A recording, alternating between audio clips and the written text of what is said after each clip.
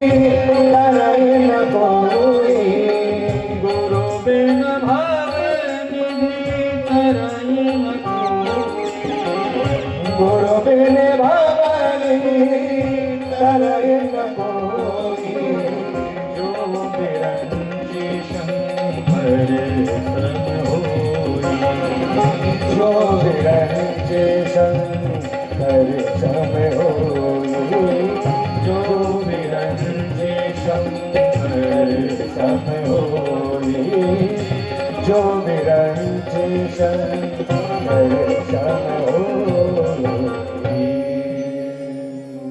बिना गुरु के कोई निधि पार नहीं हो सकता, भगवान यही बताना चाहता। तो जो नुगरे हैं, कबीरदास जी का शब्द है, जो नुगरे हैं उनको गुरु बनाना चाहिए। हाँ, आदमी का अहंकार उसको शिष्य नहीं बनने देता, क्योंकि वो सोचता हम तो सब जानते हैं, गुरु की क्या जरूरत, हमसे बड़ा गुरु कौन है। चिंता मत करो, बस अब सीधे विवाह की कथा आएगी। हाँ, अलग जी आंखें दिखाने लग रहे, 6 बजने लगे। अब इसके बाद सीधे विवाह की कथा, ज्यादा विस्तार नहीं करेंगे, सीधे विवाह में प्रवेश कराएंगे, क्योंकि उत्सव में थोड़ा लेट हो जाएगा, फिर आप लोगों को घर भी जाना होता है। और हमारी माता जी भी इतनी बीमार होने के बाद यहाँ बैठती हैं। कल हमसे कह रही थी, महाराज जी हम गोली खाकर सीधे बैठ जाते हैं तो हमको नींद आ जाती है, तो आपको ऐसा तो नहीं लगता कि सो रही नहीं? हमने कहा हम जानते हैं, हम कथा ही ऐसी करते हैं कि आधे लोग तो सोते हैं। हाँ, क्योंकि ज़्यादा चिल्लाते भी नहीं है, हो हल्ला भी नहीं होता, एकदम शांति से कथा करते हैं, हमको भी आनंद आता है। और ये भी मैं सोचता हूँ कि ये बहुत बड़ी भगवान की कृपा है, क्योंकि ये नींद को लेने के लिए लोग कितने हजारों रुपए की गोलियाँ खाते हैं, तो यहाँ कथा में फोकट में मिल जा रही है, तो हम तो कितना बड़ा दान कर रहे हैं।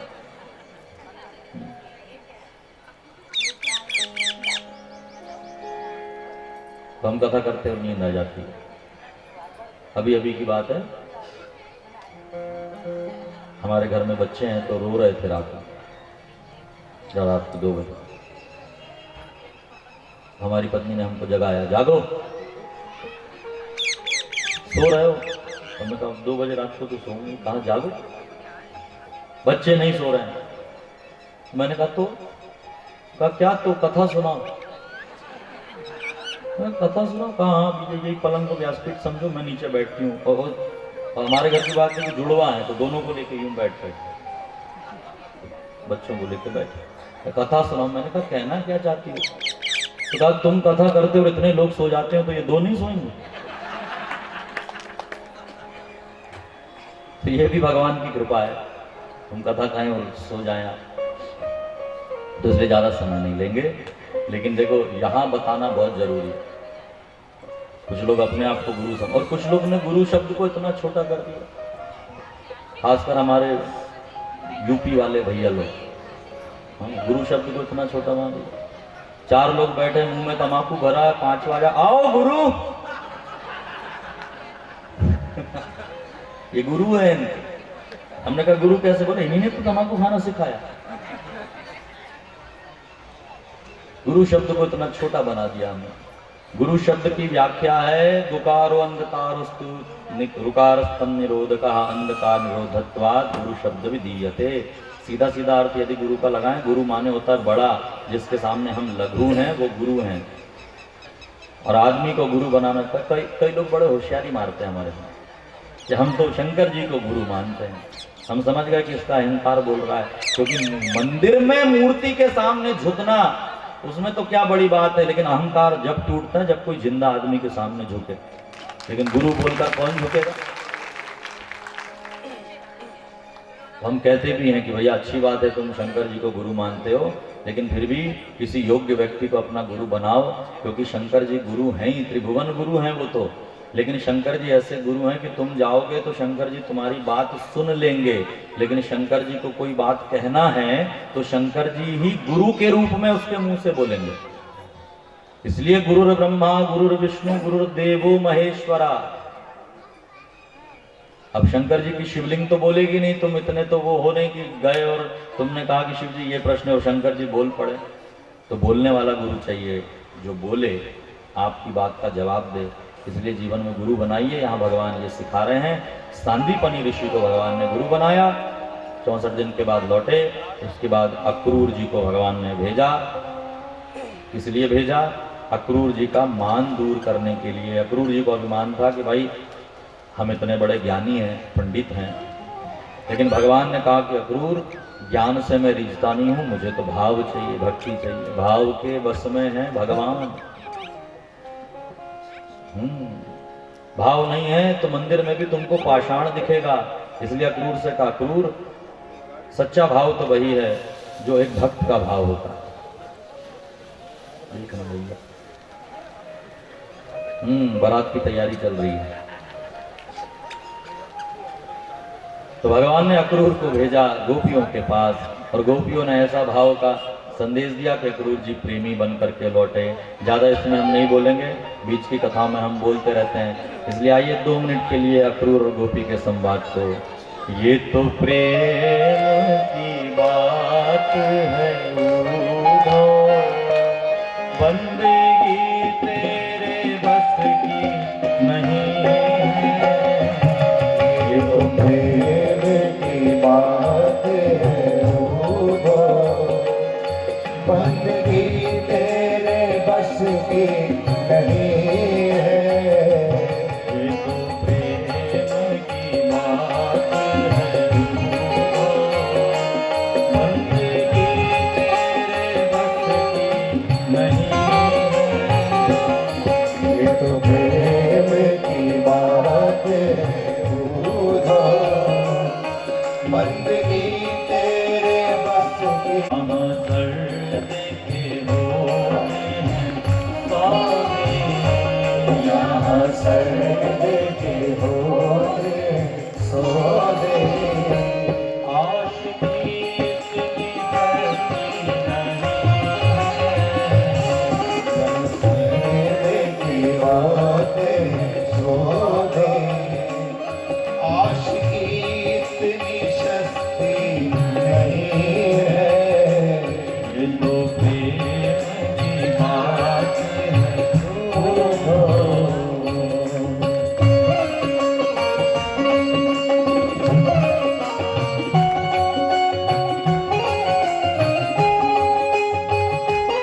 दोनों हाथ उठाकर बोलिए श्री राधे। तालियां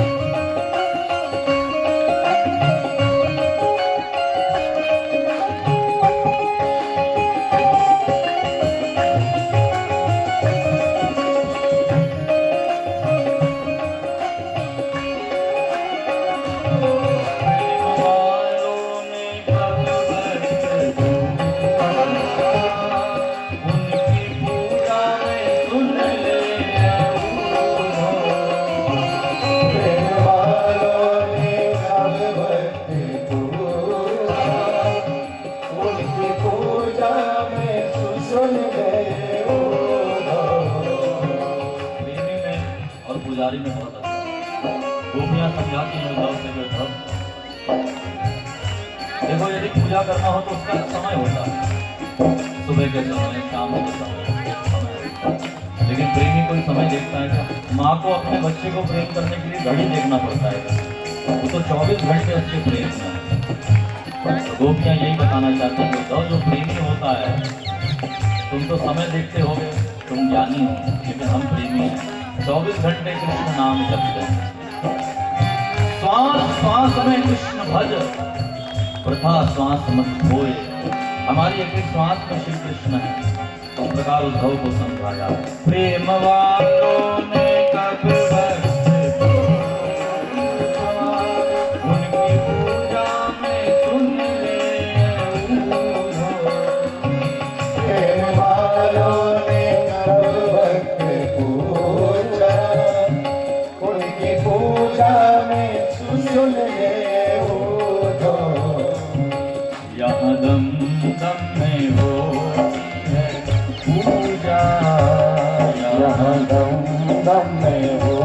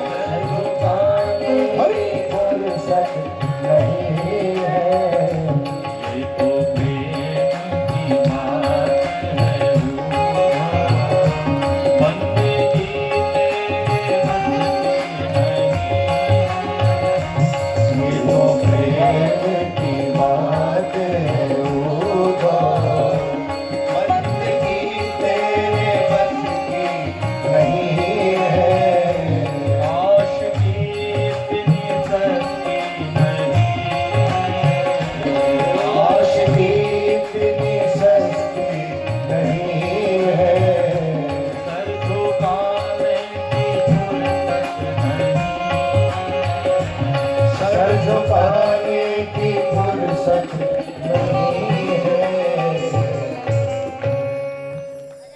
जुड़ करके पता है भगवान से क्या मांगा उद्धव ने? उद्धव ने हाथ जोड़ करके रोते हुए मांगा, आशा महो चरण रेणु जुषामहम त्वाम वृंदावने किमपि गुल्मलतौषधीनाम। भगवान आपसे एक निवेदन है, अगली बार यदि मुझे पैदा करो, मानव बनाओ, तो मुझे आपका मित्र मत बनाना, मथुरा का सचिव मत बनाना। तो बोले वृंदावने किमपि गुल्मलतौषधीनाम, वृंदावन में मुझे चाहे कोई लता पत्ता ही बना देना, चाहे घास बना देना, कम से कम गोपियां वहां पर जाएंगी, मेरा घर्षण होगा तो मेरे जीवन का उद्धार हो जाएगा। इस प्रकार उद्धव और भगवान का ये दिव्य संवाद है। इसके पश्चात कथा आती है, कंस की दो पत्नियां जो थीं, अस्ति और प्राप्ति। अस्ति प्राप्ति के पिता का नाम है जरासंध। जरासंध ने विचार किया कि हमारे दामाद को इसने मार दिया है, अब इसकी नगरी पर आक्रमण करो। जरासंध सबको लेकर के मथुरा पर आक्रमण करता है। भगवान ने जरासंध को 17 बार पराजित किया। 17 बार जरासंध को परास्त किया भगवान ने, लेकिन मारा नहीं। क्यों नहीं मारा? भगवान ने विचार किया कि भाई यहीं बैठे बैठे जरासंध सब असुरों को इकट्ठा करेगा तो हमारा बिना कमीशन का एजेंट बनेगा, हमको कहीं जाना नहीं पड़ेगा, बैठे बैठे सबको मारते जाएंगे। तो जरासंध वही करता है, सब ढूंढ ढूंढ करके सबको इकट्ठा करता और ये एक बार में सबका काम तमाम कर देते हैं। लेकिन 18वीं बार में जरासंध आ गया काल यवन को लेकर।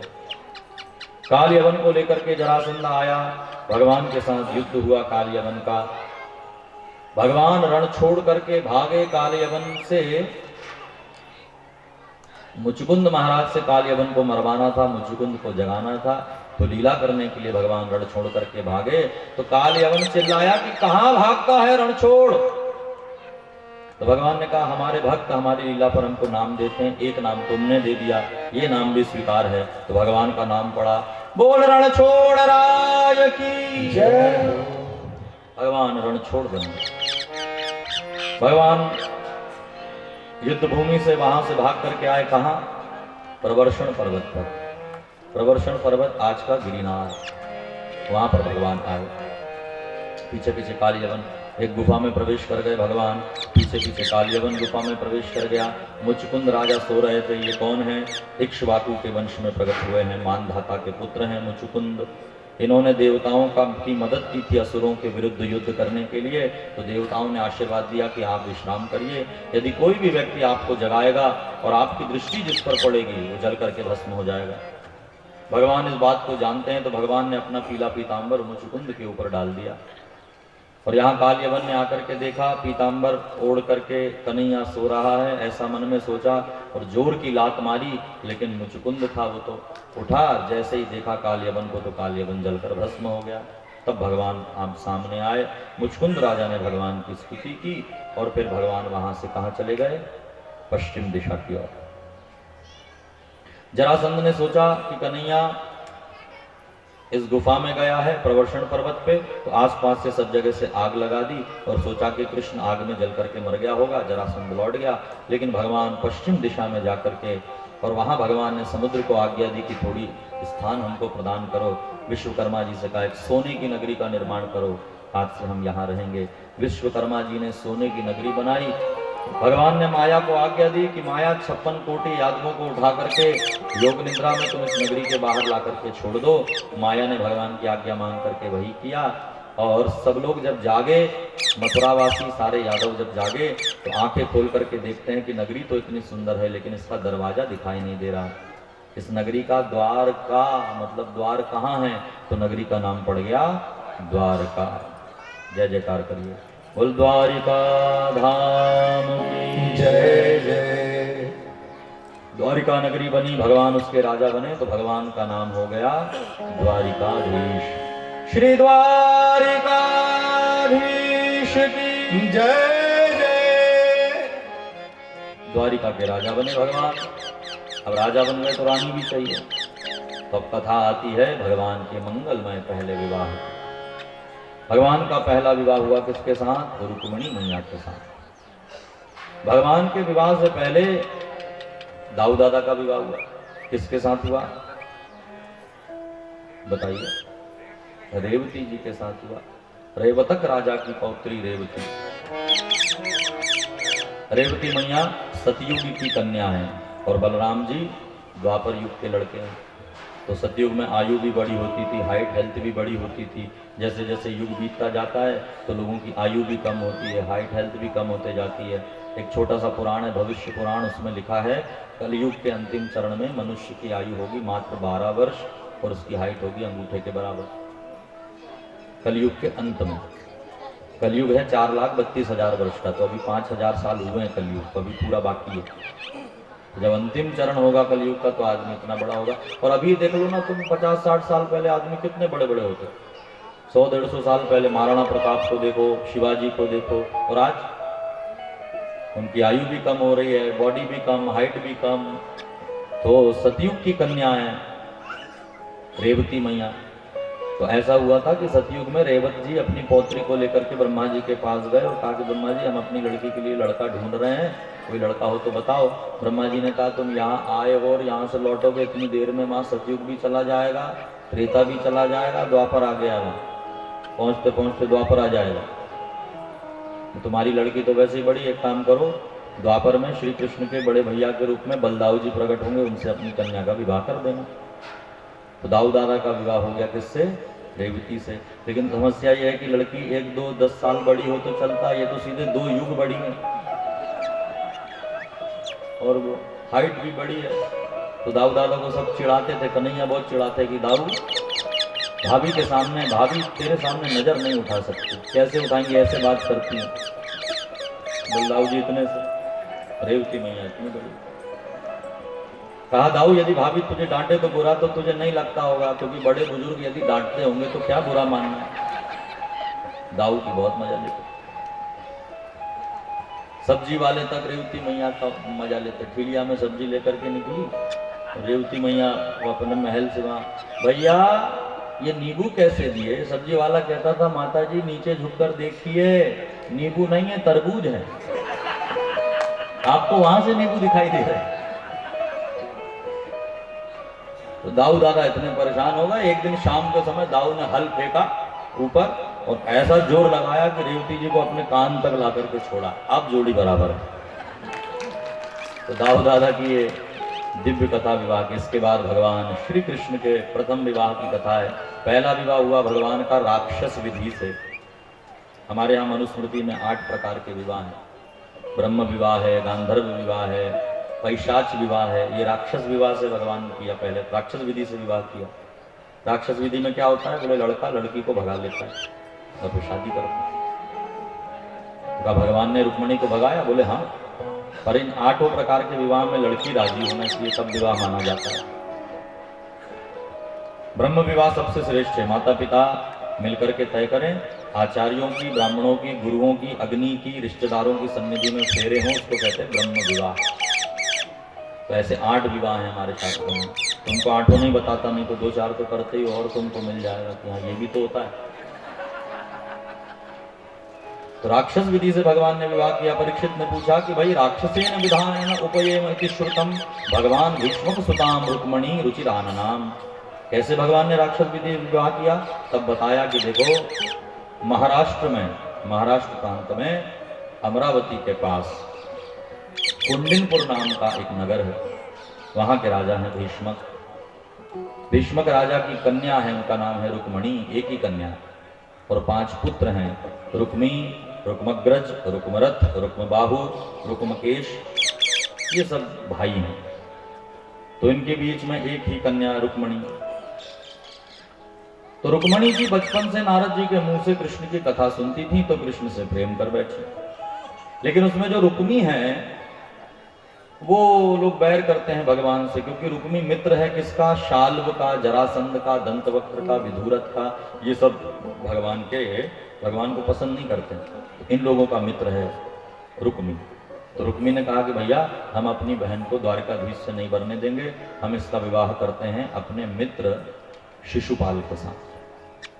चेदी नरेश, चेदी देश का ये राजा है, इसके साथ हम अपनी बहन का विवाह पक्का कर देते हैं। जानते थे कि रुक्मणी भगवान को ब्याह करने वाली हैं, तो इस प्रकार चेदी नरेश शिशुपाल के साथ विवाह तय हो गया। रुक्मी ने कहा कि भैया 3 दिन में विवाह कर देंगे, पिताजी की भी नहीं मानी।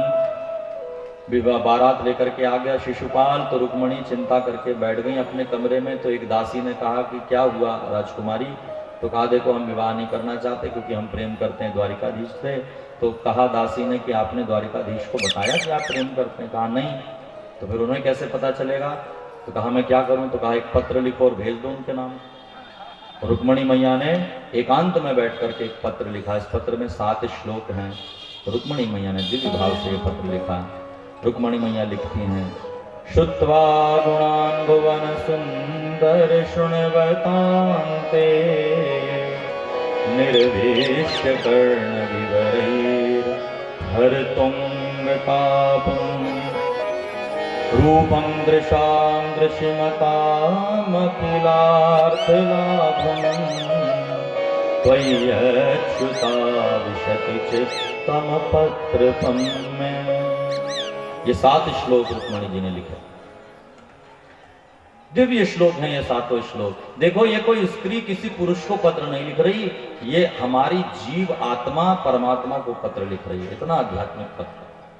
आप भी रुक्मणी की तरह ये पत्र लिख सकते हैं। रुक्मणी ने क्या लिखा? तो कहा श्रुत्वा गुणान्, मैंने आपको देखा नहीं है पर आपके बारे में सुना है। तो हम भी कह सकते हैं कि भगवान आज तक आपको देखा तो नहीं, बस कथाओं में आपके बारे में सुना है, आप हमको लेने आना। 7 श्लोक इतने दिव्य लिखे और उस पत्र को प्रदान किया सुदेव नाम के ब्राह्मण को। ब्राह्मण ने कहा देवी चिंता मत करो, हम तुरंत ले जाएंगे रथ। 3 दिन में शादी होने वाली थी, 1 दिन पहुंचने में लगेगा, 1 दिन वापस आने में लगेगा, अगले दिन विवाह।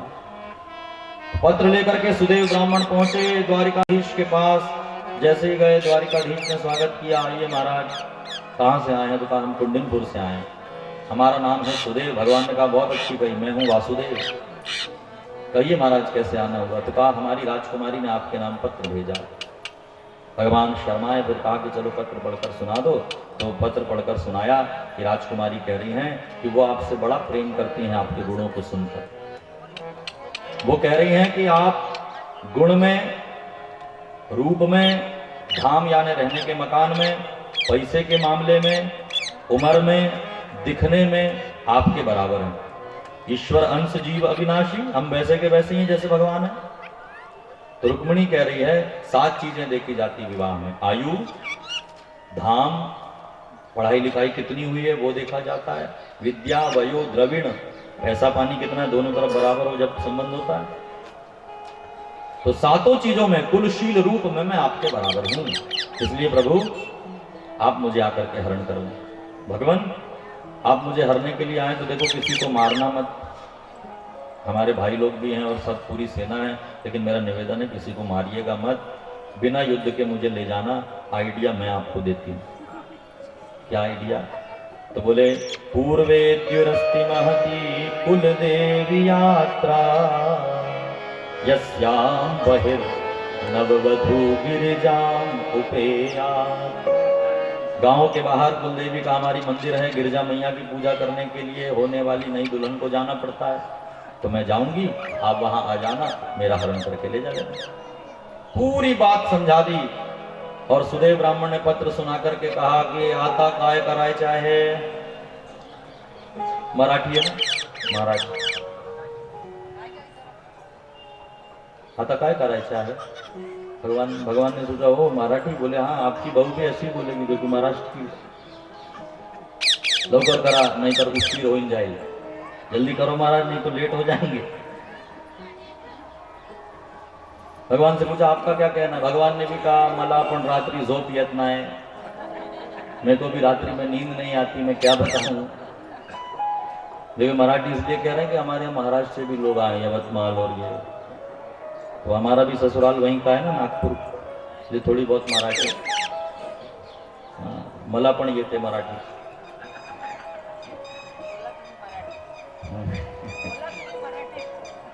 बाकियों को समझ में नहीं आएगा, हम तो गुजराती भी बोलते हैं। तो भगवान ने हंस करके कहा कि देखो ऐसा है महाराज जी, हमें भी रात में नींद नहीं आती, तथा हम अपनी तच्चित्तो निद्राम न चलभे निशिम। बोले भगवान आपको क्यों नहीं आती? रुक्मणी का तो समझ में आता है। तो भगवान ने यहाँ कहा जो भक्त जिस भाव से मुझे भजता है मैं भी उसको वैसे ही भजता हूँ। आप जिस भावना से भगवान को भज रहे हो, जिस दिन आपको भगवान की याद आई समझना भगवान भी आपको याद कर रहे हैं। ये यथा माम प्रपद्यन्ते तांस तथैव भजाम्यहम्, गीता में भगवान ने कहा। तो भगवान ने कहा कि भैया हम खुद ही रुक्मणी को लेने के लिए जाएंगे। और पकड़ा सुदेव ब्राह्मण का हाथ, रथ पर बैठाला। दारू को कहा कि आज तुम्हारी आवश्यकता नहीं, हम खुद रथ लेकर के जाएंगे। रथ लेकर के भगवान तैयार हुए। आकर के दाऊ दादा ने पूछा लाला इतनी रात को कहाँ? तो कहा कि बस दादा जाना है कुछ काम से। तो निकल गए भगवान। दाऊ दादा ने पूछा ये कहाँ जा रहा है? तो बोले ये ब्राह्मण देवता कुंडिनपुर से आए। बोले कुंडिनपुर? अरे उनकी तो राजकुमारी का विवाह है 3 दिन बाद।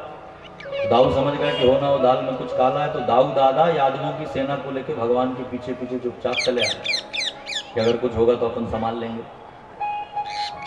तो यहाँ पर एक रात्रि हो गई। दूसरे दिन की प्रातः काल हुई, बारात वारात सब आ गई। हाथ में श्रीफल लेकर के शिशुपाल को खड़ा किए। किसी गुप्तचर विभाग ने आकर के शिशुपाल के कान में कहा कि महाराज दाल में बड़ा काला है। बोले क्या? हमने अभी अभी यहाँ गांव के बाहर द्वारिकाधीश कृष्ण को देखा है। नाम सुनते ही हाथ का श्रीफल कांपने लगा कि अरे इसकी तो आदत है बचपन से चोरी करने की, हमारे होने वाली बहू को न चुरा ले, क्योंकि हमारे होने वाली पत्नी इनको पसंद करती है। तो शाल्व जरासंध दंत वक्त्रो विदूर था, इतने सब आए थे। पौंड्रक भी आया था। पौंड्रक ने कहा क्यों चिंता करते हो, हम खुद यहाँ पर मौजूद हैं। पौंड्रक अपने आप को भगवान समझता है। अरे मैं खुद यहाँ मौजूद हूँ, कोई चिंता की बात नहीं। कुछ सैनिकों को भेज दो, रुक्मणी के साथ पूजा करके लौट आएंगे, कोई चिंता का विषय नहीं, हम बैठे हैं। तो सैनिकों को भेज दिया रुक्मणी के साथ। और रुक्मणी मैया प्रातः काल उठकर तैयार होकर के कहाँ पहुंची? सीधे पहुंची मंदिर के अंदर। और मंदिर में जाते जाते कह रही हैं कि दुर्भगाया न मे धाता नानुकूलो महेश्वरा। हे शिव जी, मैंने जितने भी 16 सोमवार के व्रत रखे हैं, आपका अभिषेक किया है, हवन पूजन किया है, दान दिया है, बावड़ी बनाई है, स्कूल बनवाए हैं, राजकुमारी है ना, गरीब कन्या का विवाह करवाया है, दान दिया है, ब्राह्मणों से यज्ञ कराया है, सबका फल एक ही चाहती हूँ कि कृष्ण आकर के मेरा हरण कर लें। और उसी समय वाम ऊरु भुजो नेत्रम अस्फुरन प्रिय भाषिणः, रुक्मणी मैया का बाया अंग फड़कने लगा। रुक्मणी जी समझ गई मंगल होने वाला है। और जाकर के रुक्मणी मैया गिरिजा मैया की पूजा करती हैं। जय जय गिरिवर राज किशोरी,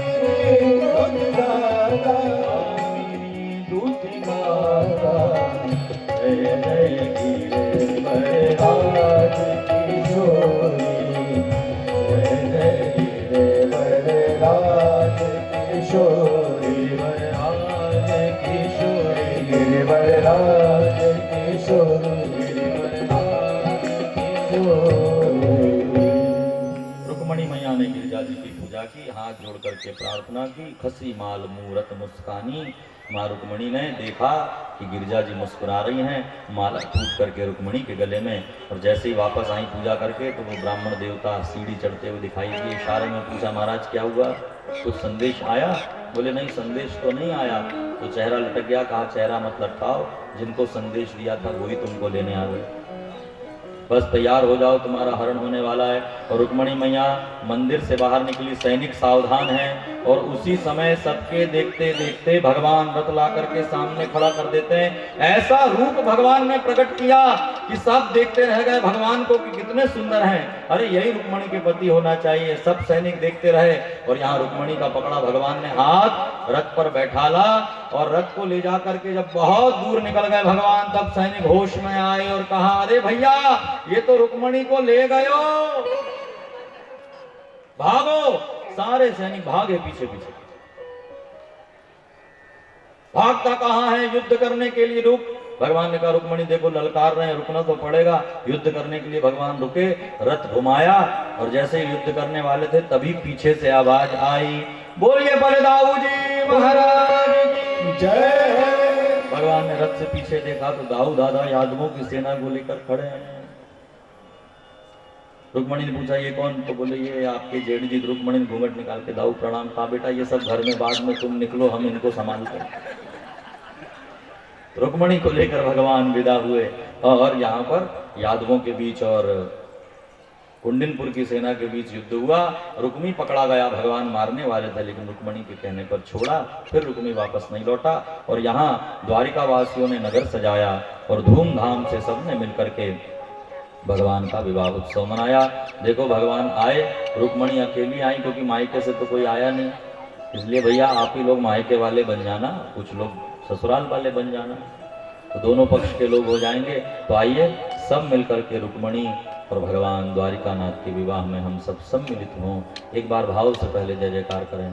बोलो द्वारिकाधीश की जय, रुक्मणी मैया की जय, रुक्मणी विठ्ठल भगवान की जय। 12 तारीख को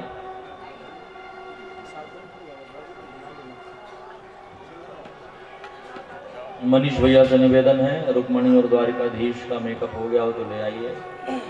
लोग रास्ता देख रहे हैं, दोनों दूल्हा दुल्हन सरकार की। हमारे बड़े भैया पारिवारिक और आध्यात्मिक जिनसे हमारा संबंध है, आदरणीय राकेश राय जी हमारी सूचना पर यहाँ पधारे हैं। कृपया इसी उत्सव के दौरान वो व्यासपीठ के सन्निकट पधार कर महाराज श्री से आशीर्वाद प्राप्त करें। आदरणीय राकेश राय जी। अभी अभी हमको खबर लगी है कि जो हम कथा करा रही हैं मौर्य माता जी, उनका भी मायका वहीं का है जहाँ का रुक्मणी जी का। तो ये आपके घर में ये बारात आई है, सभी लोग तालियां बजा दीजिए। आइए जब तक भगवान का श्रृंगार करें।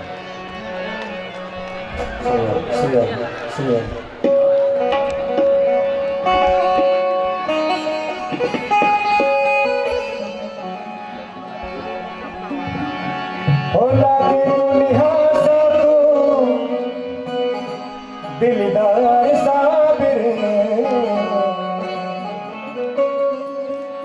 ओला के दुनिया सा तू, दिलदार साबिर तेरा किसने किया शिकार साबिर, तेरा किसने किया शिकार साबिर, तेरा किसने किया शिकार साबिर। ओला के दुनिया सा तू, दिलदार साबिर, लागे दुनिया सा तू, दिलदार साबिर तेरा किसने काबिर, तेरा किसने किया शिकार साबिर।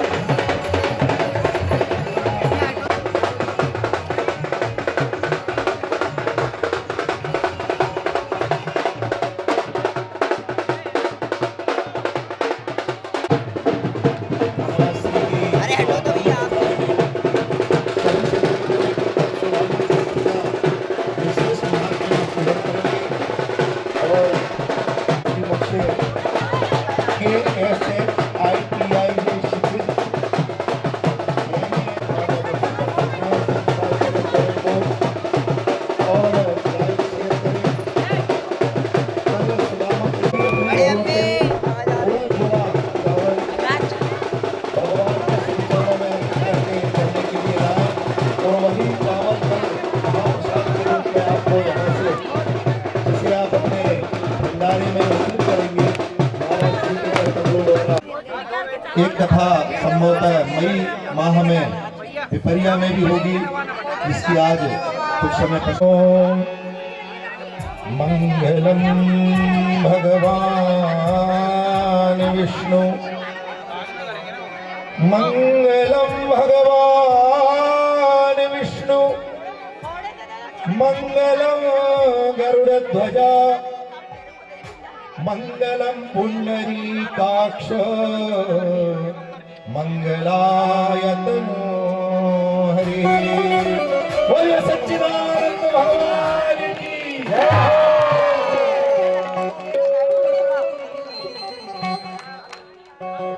अब भगवान को तो इतनी जल्दी पड़ी थी, तो मंत्री भी नहीं सुना और उन्होंने माल्यार्पण कर दिया। बहुत जल्दी से काम हुआ। अब भगा के लाए तो गड़बड़ ना हो जाए इस चक्कर में। सर्व मंगल मांगल्ये शिवे सर्वार्थ साधिके, शरण्ये त्र्यंबिके गौरी, नारायणे नमोस्तुते। राधे राधे राधे राधे राधे राधे राधे राधे।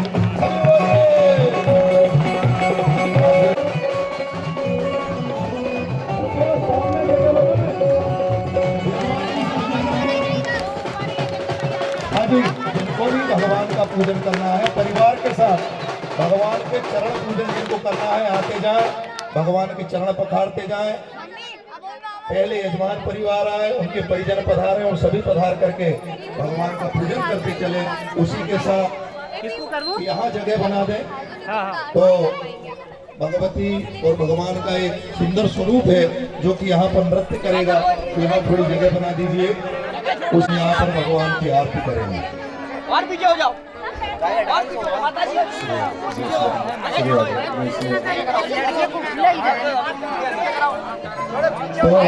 कथामृतम हिंदी में आप टाइप करें कथामृतम, महाराज श्री की कथाओं को आप करें और इंग्लिश में टाइप कीजिए KSHITIJMAHARAJ, क्षितिज महाराज जी। सभी एक बार बैठ जाइए और आनंद के साथ उत्सव का आनंद ले, क्योंकि फूलों की होली भी हो रही है।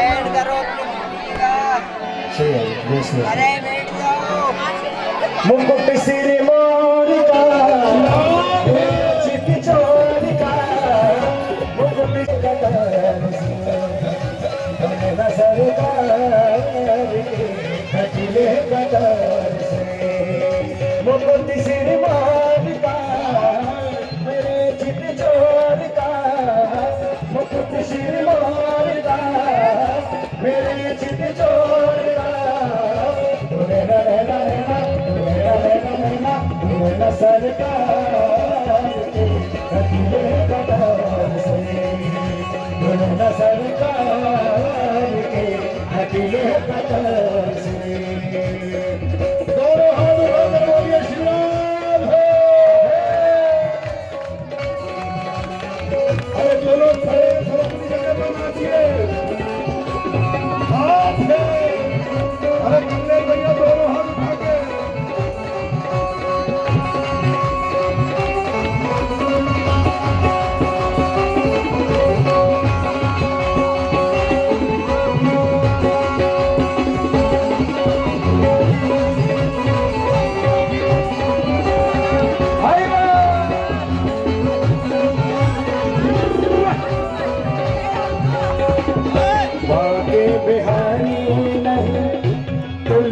तुम्हारी बातें बिहारी नहीं, तुलना तुम्हारी। ओ तुम साला देगा कहे कोई अगारी, तुम साला देगा कोई अगारी। ओ दीवानों ने विचार के, दीवानों ने विचार के, कहा ये पुकार के,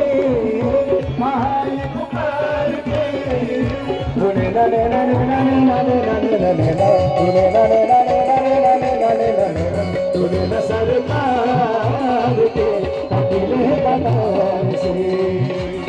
न सरकार के कटले कमर से।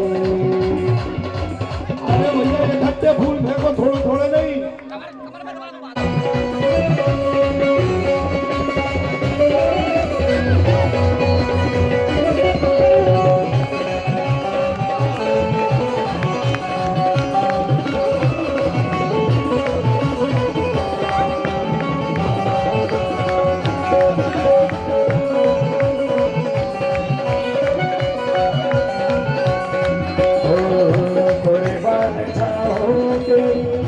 बाकी अदाओगे कुर्बान जाओ तेरी बाकी अदाओगे। ओ भूली घटाए तिरछी निगाहों में, भूली घटाए तिरछी निगाहों में, पास में आजा तुझे भर लूं लगाहों में, पास में आजा तुझे भर लूं मैं बाहों में। ये मुखड़ा जाबार के दिलो जाबार के सुने नने नने ना, सुने नने नने ना, सुने न सरकार के सुने न सरकार। हुए भगवान के श्री चरणों में जो भी दान दक्षिणा अर्पित करना है वो भगवान के श्री चरणों में अर्पित करें। हरि कृष्ण मुरारी आरती कुंज बिहारी की, श्रीधर कृष्ण मुरारी की। आरती कुंज बिहारी की, गिरधर कृष्ण मुरारी की। मोर मुकुट बिलसे तनक में, मोर मुकुट बिलसे देवता दर्शन को दर्शे। मोर चलो मधुर मृदंग गान में संग अतुल रति गोपी कुमारी की, गिरधर कृष्ण मुरारी की। आरती कुंज बिहारी की, गिरधर कृष्ण मुरारी की।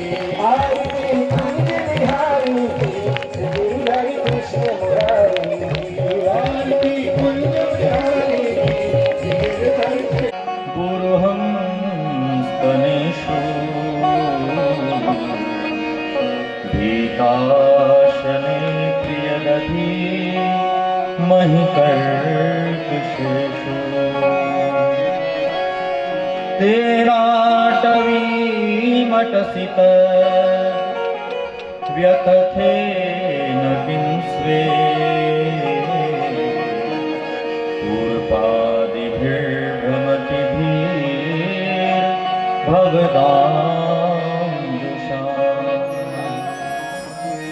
इति श्रीमद्भागवते महापुराणे पारमहंस्यां संहितायां दशमस्कन्धे पूर्वार्धे रासक्रीडायां गोपीगीतं श्रीकृष्णार्पणमस्तु।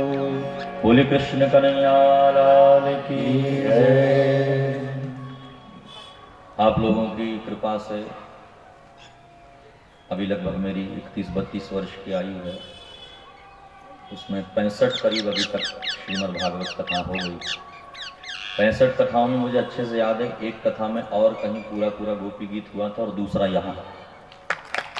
भले हमने कहा लोग थोड़े से बोलेंगे कि ये क्या गा रहे हैं, पर फिर भी माता जी की इच्छा थी, इस बहाने कम से कम एक गोपी गीत का पाठ हमारे द्वारा हो गया, नहीं तो कब से हमने पूरा नहीं गाया। तो आप लोग बहुत धन्यवाद के पात्र हैं कि आपके माध्यम से पूरे 19 श्लोक का गोपी गीत यहाँ पूरा हुआ। सब सुनने वालों को भगवान इसका फल प्रदान करें कि जैसे गोपी के मन में भगवान को प्राप्त करने की इच्छा है, वही इच्छा हमारे मन में भी हो। यही भगवान इस गोपी गीत का फल प्रदान करें। गोपियाँ रोती हुई गोपी गीत में भगवान को पुकारती हुई बहुत सुंदर स्तुति करती हुई कहती हैं कि कन्हैया देखो हमारे प्रेम को, हम सब कुछ छोड़कर पति सुतान वया भ्रातृ बांधवा, अपने पति को छोड़कर अपने बच्चों को छोड़कर तुमसे मिलने आई और तुम हमको छोड़कर अंतर ध्यान हो गए। प्रभु हम जानते हैं कि आपकी चरणों की स्तुति करने से आप मनोकामना पूरी करते हैं। आपके चरण कैसे हैं? तो कहा प्रणत कामदम पद्मजार्चितम। प्राणी मात्र जब दुखी होता है तो आपके चरणों का आश्रय लेता है। पद्मजा अर्चितम, पद्मजा माने लक्ष्मी जिनकी सेवा करती है, ऐसे आपके चरण पंकज हैं। प्रभु आपने इन चरणों को फणी फणार्पितम नागराज की फणा पर स्थापित किया, काली नाग पर आप नाचे, आपके चरणों को काली नाग ने भी प्राप्त किया, तो हम क्या काली से भी गई बीती हैं? हमको आपके चरण नहीं मिलेंगे? भगवान प्रकट हो जाइए। भगवान जरा हमारे स्नेह को भी तो देखिए। व्रजवनों कसाम, जब आप व्रज में, जंगल में, वन में गाय चराने जाते थे तो आपके चरणों में कांटे लगते थे, पत्थर लगते थे, आपके तो चरणों में लगते थे सरकार, लेकिन हमारे तो हृदय में लगते थे, क्योंकि आपके चरणों को हमने अपने हृदय में विराजमान किया। गाय चरा करके थक हार करके आप शाम के समय जब लौटते थे और आपके चेहरे पर लटकी हुई जुल्फें इधर उधर होती थी, वैसे तो आप काले रंग के हैं, लेकिन गाय चराने के परिश्रम से पसीना बहता था और गाय के चलने से धूल चिपक जाती थी शरीर में, तो काले रंग के हैं लेकिन पांडु रंग के दिखाई देते थे। और जब हम आपका दर्शन करती थी, हमारी आंखें बंद होती थी आपके दर्शन करते समय, तो हम ब्रह्मा को गालियां देती थी कि ये ब्रह्मा ने कैसा शरीर बनाया। अरे आंख बना दी सो तो ठीक है, लेकिन आंख के ऊपर ये पलकें क्यों बनाई? क्योंकि आपके वियोग में त्रुटि उगायते, एक त्रुटि भी, एक पल भी युग के समान हमको लगता है। हमारी आंखें बंद हों, इतना भी वियोग हमें आपका सहन नहीं है, और आप निष्ठुर हमें छोड़ करके चले गए। भगवान प्रकट हो जाइए। एक गोपी ने कहा, गोपी गीत में कि सखी इनको क्यों बुलाती हो, ये बुलाने पर नहीं आते, तो किस क्या करूं? तो कहा इनकी कथा को बुलाओ, क्योंकि ये तो नहीं आते लेकिन इनकी कथा आ जाती है। तो गोपी गोपी गीत गाते हुए कथा में गोपी गीत में कहती है कि तव कथा अमृतम तप्त जीवनम, आप तो इतने निष्ठुर हैं कि बुलाने पर नहीं आते, लेकिन आपकी कथा अमृत है, तब कथा अमृतम। जब हम बुलाती तब चली आती। हमने कहा कि 7 फरवरी से प्रारंभ, तो कहेगी जू हुजूर चालू। आपसे ज्यादा दयावान आपकी कथा है, हमारे हाथ में। हमने कहा कि भाई प्रतिदिन 2 से 5, तो कहेगी जो आ गया। फिर हमने कहा नहीं थोड़ा कथा में आनंद आ रहा तो 2 से 6 तक चलने दो, तो कहेगी जो आ गया, कोई दिक्कत नहीं। अब हम कहेंगे कि बस अब बहुत 7 दिन कथा सुन ली, 13 तारीख को पूरी, तो हाथ जोड़कर कहेगी जो आ गया पूरी। आप तो किसी के अधीन नहीं हो, लेकिन आपकी कथा हमारे अधीन है, तो आपसे अच्छी आपकी कथा है, तब कथा अमृतम। प्रभु आपसे अच्छी आपकी। एक गोपी ने कहा अरे अरे अरे गलत अर्थ मत कर, इनकी कथा अमृत नहीं है। तो बोले इनकी कथा अमृतम, मारने वाली है, जिलाने वाली नहीं है। कैसे? तो कहा इनके बारे में तो जानती नहीं थी मैं, लेकिन ना जाने कौन मुहूर्त में कथा में जाकर बैठ गई, इनकी कथा सुन ली तो इनसे प्रेम कर बैठी, प्रेम के चक्कर में इनसे मिलने आई और ये मुझे छोड़कर चले गए। तो ना सुनती कथा, ना होती मेरी ये दशा। गोपी ने कहा नहीं कथा तो कथा है, श्रवण मंगलम, सुनने वाले का मंगल करती है। तो एक गोपी ने कहा कि सुनने से ही मंगल है, सुनो जब तक बड़ी अच्छी लगती है, लेकिन 7 दिन के बाद जब पूरी होती है तो बहुत रुलाती है कि देखो वैसे तो 2 बजे पहुंच जाते थे, परसों से क्या करेंगे। तो थोड़े दिन बड़ा कष्ट देती है।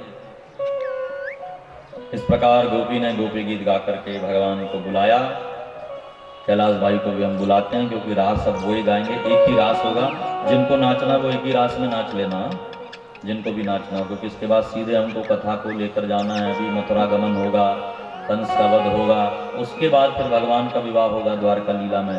तो अभी गोपियां भगवान को पुकारती हैं, लेकिन भगवान ऐसी बात तो नहीं सुनते ना, ऐसी प्रार्थनाएं नहीं सुनते।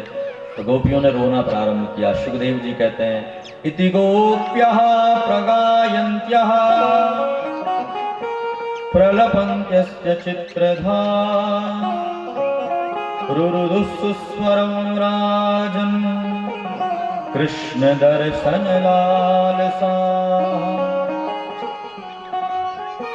गोपियां रोने लगी। देखो गोपियां रोई, रोते रोते गोपियों के मुंह से जो शब्द निकले वही तो गोपी गीत है। रुरुदु सुस्वरम राजन। सुखदेव जी कह रहे हैं गोपी सुर में रो रही है, बेसुरी नहीं रो रही गोपी। हम लोग भी रोते हैं, लेकिन संसारी रोता है तो इतना बेसुरा लगता है, लेकिन गोपी रो रही है तो उसका रोना भी गाना बन गया। इतने सुर में गोपी रो रही है। क्यों रो रही है? तो कहा कृष्ण दर्शन लालसा। हम रोते हैं लेकिन परिवार, पैसा, रुपया, मकान, गाड़ी इसके लिए, लेकिन गोपियां भगवान के विरह में रो रही हैं। तब भगवान ने सोचा कि अब बहुत हो गया, चलो गोपियों की विरह वेदना को शांत करूं। और वहां एक घटना घटी। पीतांबरधरश्रग्वी साक्षान् मन्मथ मन्मथः। पीतांबर धारण किए हुए साक्षात मन्मथ भगवान वहां पर प्रकट हो गए। बोलिए रासेश्वर भगवान की। बस इसका मैं अर्थ आपको बता दूं।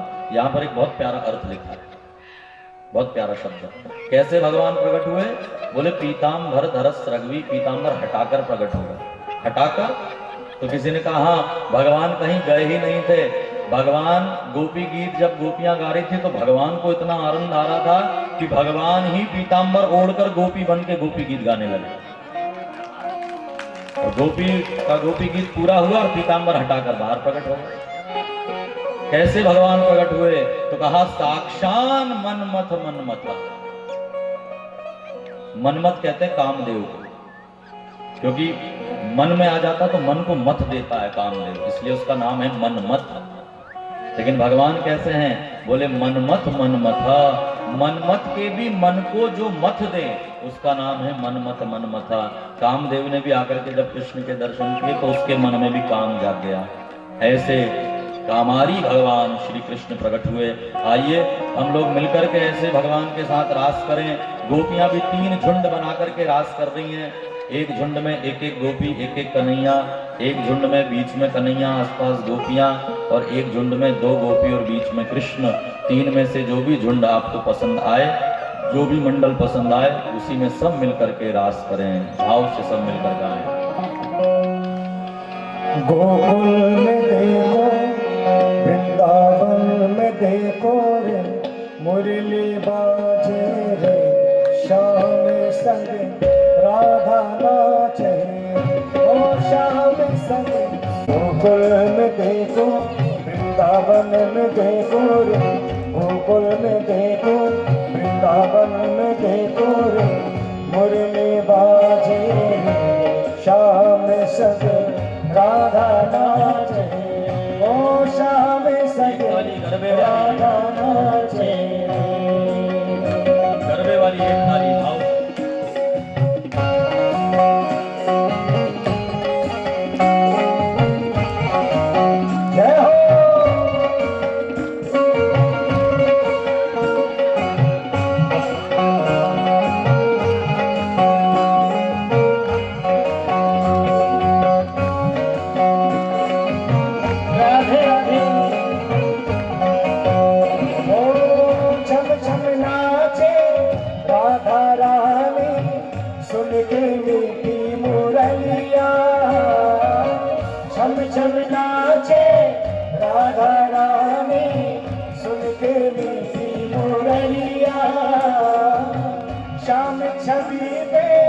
सब बलिहारी गोपी बन और रैया, श्याम छवि में सब बलिहारी गोपी बन और रैया।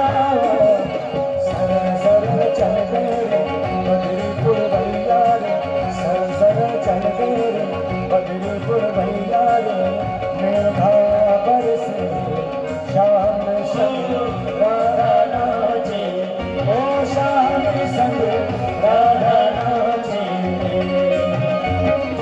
गोकुल में देखो, वृंदावन में देखो रे, गोकुल में देखो, वृंदावन में देखो, मुरली बाजे रे, श्याम संग राधा नाचे, ओ श्याम संग राधा नाचे।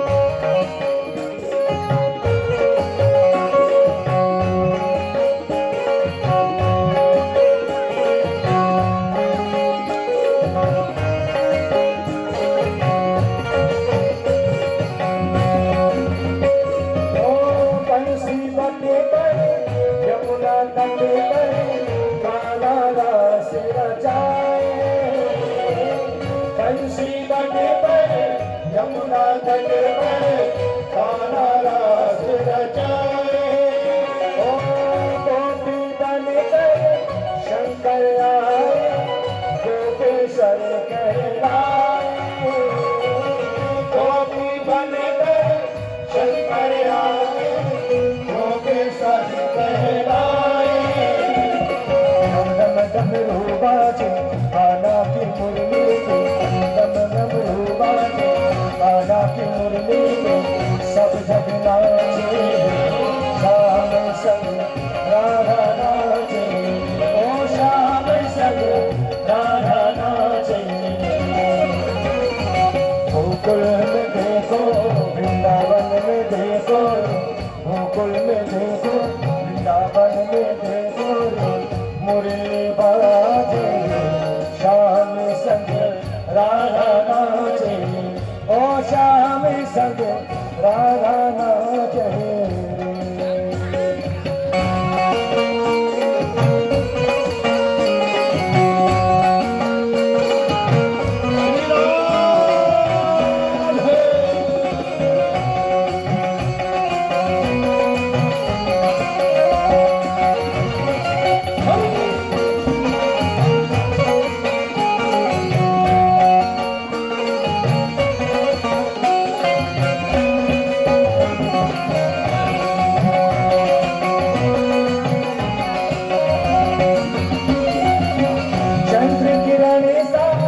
श्याम सलोना तो के कचराई। चंद्र किरण सा श्याम सलोना तो के कचराई। ओ चंद्र किरण सा श्याम सलोना तो के कचराई। चंद्र किरण सा श्याम सलोना तो के कचराई। ठुमक दो फिर संग नाचे जग के पालनहारी। ठुमक ठुमक दो फिर संग नाचे जग के पालनहारी। रास बिहारी संग राधा कुमारी संग, रास बिहारी संग राधा कुमारी संग, ब्रज में विराजे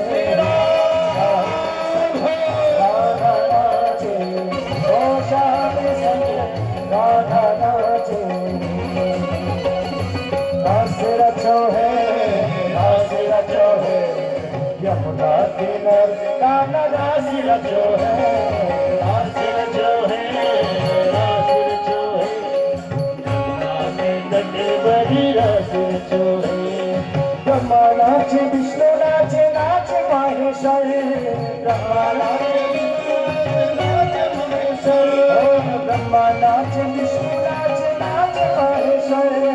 ब्रह्मा नाच विष्णु नाच, नाच महेश्वर। रास रचाने शिव जी आए बन के गोपेश्वर। रास रचाने शिव जी आए बन के गोपेश्वर। रास रचो है, रास रचो है, कान्हा रास रचो है। रास रचो है, रास रचो है, राधा नाच कृष्ण नाच, नाच गोपी जन। राधा नाच कृष्ण नाच, नाच गोपी जन। राधा नाच कृष्ण नाच, नाच गोपी जन। राधा नाच कृष्ण नाच, नाच गोपी जन। रस रचाने आए देखो सभी वृंदावन। रस रचाने आए देखो सभी वृंदावन। रस रचो है, रस रचो है, यमुना किनारे कान्हा रास रचो है। रास रचो है, रास रचो है, यमुना किनारे कान्हा रास रचो है।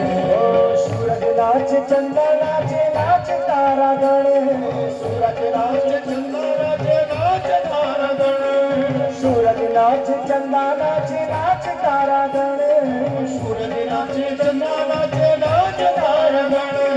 गंधर्व नाचे विष्णु नाचे, नाच देवगण। गंधर्व नाचे विष्णु नाचे, नाच देवगण।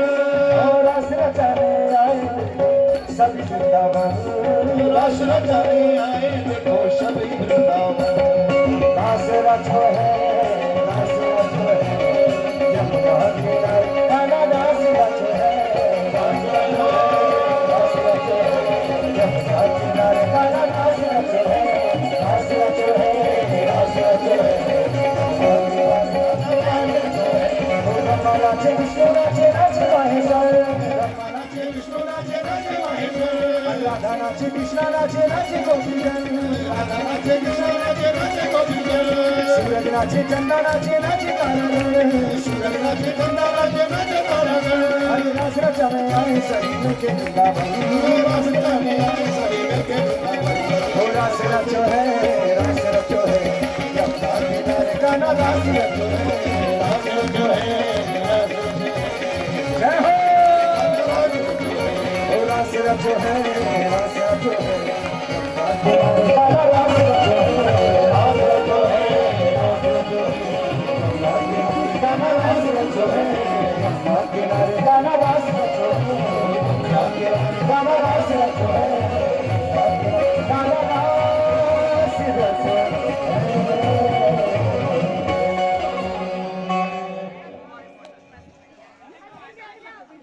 गुरुरासेश्वर भगवान के घर में आए, जैसे ही रथ से उतरे तो सबसे पहले सामने से नीले रंग के वस्त्र पहने बलराम, पीले रंग के वस्त्र पहने कन्हैया ने आकर के प्रणाम किया। काका जी प्रणाम। अक्रूर जी ने आशीर्वाद दिया और बड़े धन्य हुए कृष्ण और बलराम का दर्शन करके। अंदर जाकर के कन्हैया ने समाचार दिए, मैया बाबा अक्रूर जी आए हैं। अक्रूर काका का स्वागत बड़े धूमधाम से नंद बाबा ने आकर किया, बैठने को आसन प्रदान किया, जलपान कराया। अक्रूर जी से पूछा कि किस बात के लिए आपका आगमन हुआ है, तो कहा कि मैं महाराज कंस का संदेश लेकर के आया हूँ। कंस महाराज ने धनुष यज्ञ का आयोजन किया है मथुरा में, सारे ब्रजमंडल में आमंत्रण पहुंचाया है और आप लोगों को लेने के लिए विशेष रूप से मुझे भेजा है। आप अपनी सामर्थ्य के अनुसार यज्ञ में दान करें, दूध दही घी आदि, क्योंकि आप ग्वाल हैं, इन्हीं से यज्ञ का कार्य संपन्न होगा, ऐसा निवेदन भेजा। इस प्रकार अक्रूर जी ने आधा संदेश सुनाया, लेकिन अक्रूर जी के मन में यह बात आई कि यशोदा के सामने मुझे संदेश को नहीं सुनाना है। शाम हुई, धीरे धीरे रात्रि हुई, रात्रि का भोजन कराया यशोदा ने। कृष्ण बलराम अक्रूर नंद बाबा सबने मिलकर के एक साथ भोजन किया। सोने की तैयारी होने लगी। यशोदा मैया रसोई घर में जाकर के दूध उबाल करके और रसोई घर को साफ करती हैं। यहाँ पर नंद बाबा के साथ अक्रूर जी बैठे हैं खाट पर। अक्रूर जी ने इधर उधर देखा, नंद बाबा का हाथ पकड़ करके कहा कि बाबा, मैंने संदेश आधा सुनाया महाराज कंस का। पूरा संदेश यह है कि कंस जान चुका है कि कृष्ण और बलराम आपके नहीं अपितु देवकी और वसुदेव की संतान हैं। अब समय आ गया है, आप कृष्ण और बलराम को मथुरा भेज दीजिए। बाबा, इस बात को आप भी जानते हैं, हम भी जानते हैं कि कृष्ण और बलराम आपकी संतान नहीं है। कृष्ण को आपको भेजना पड़ेगा। नंद बाबा की आंखों में अश्रु आ गए। कहा कि अक्रूर, इस बात को सुनकर के मैं अभी तक जीवित रहा, लेकिन मेरा पक्का विश्वास है कि यशोदा इस बात को सुनकर जीवित नहीं रहेगी। जिस बच्चे को, जिस बालक को, जिस लाल को मैंने जीवन भर अपना दुग्धपान कराया, 80 वर्ष की आयु में जो मुझे प्राप्त हुआ था, वो मेरा नहीं किसी और का। इसलिए अक्रूर जी, मैं जाकर के यशोदा को ये बात बताऊंगा। नंद बाबा छत से नीचे उतर करके आए, रसोई घर में पहुंचे। यशोदा का हाथ पकड़ करके कहा, नंदरानी, एक समाचार तुझे सुनाने आया हूं, अपने हृदय पर पत्थर रख करके सुन।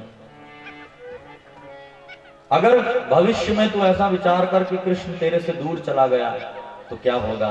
तो यशोदा ने कहा, अगर कृष्ण जिस दिन मुझसे दूर जाएगा, मेरे प्राण शरीर छोड़कर चले जाएंगे। लेकिन मुझसे दूर क्यों जाएगा कन्हैया? तो कहा, नंदरानी, अक्रूर जी महाराज आए हैं कृष्ण और बलराम को लेने के लिए। तो कहा, इस बात को मैं भी जानती हूं, यज्ञ का दर्शन करके दोनों लौट आएंगे। नंद बाबा ने रोते हुए कहा कि नहीं यशोदा, एक बार कृष्ण जाएगा तो वापस नहीं आएगा। कारण यह है कि तू जानती नहीं, हकीकत में कृष्ण तेरा नहीं, देवकी का पुत्र है। सुनते ही यशोदा को चक्कर आया, आंखों में अश्रु भर करके दूध के ऊपर यशोदा गई, सारा दूध नीचे बह गया। उठाया दोनों हाथों में नंद बाबा ने, जल का छींटा दे करके जागृत किया। यशोदा ने कहा कि आप ये बात विनोद में तो नहीं कह रहे हैं, क्योंकि इस बात को सुनकर मेरे प्राण मेरे अंदर रुक नहीं पा रहे हैं। नाथ, कृष्ण को लेकर के मैं इस प्रकार का विनोद, हास परिहास नहीं सहन कर सकती।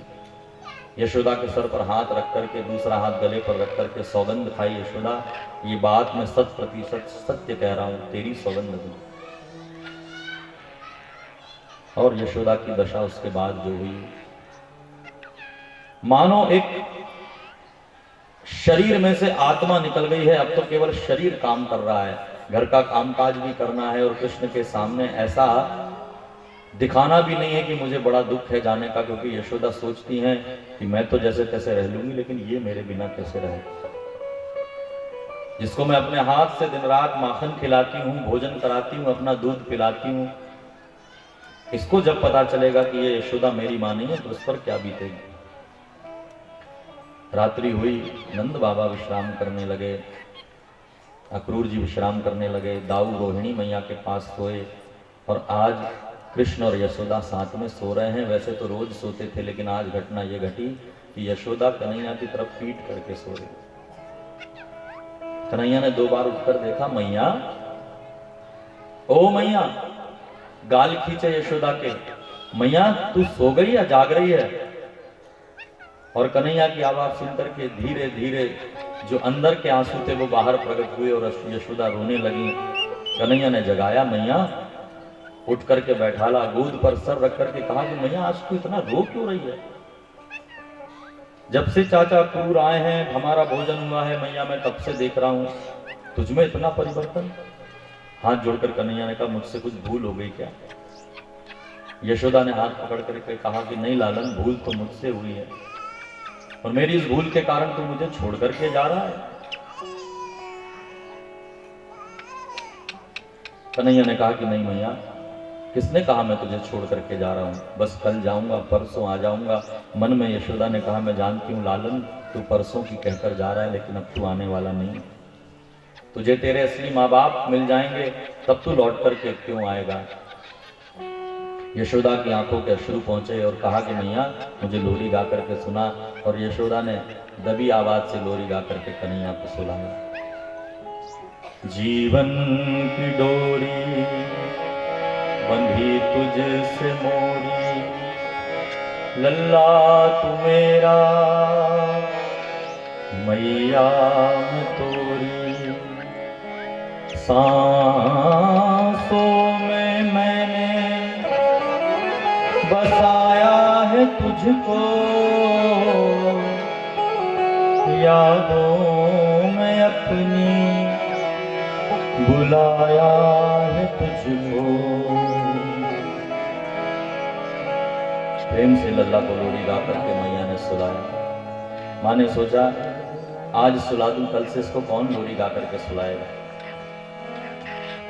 रात भर यशोदा रोती रही, कन्हैया सोते रहे। प्रातः काल हुआ, कन्हैया को जगाया, लालन उठो, अपने हाथ से स्नान कराया, श्रृंगार किया माँ ने।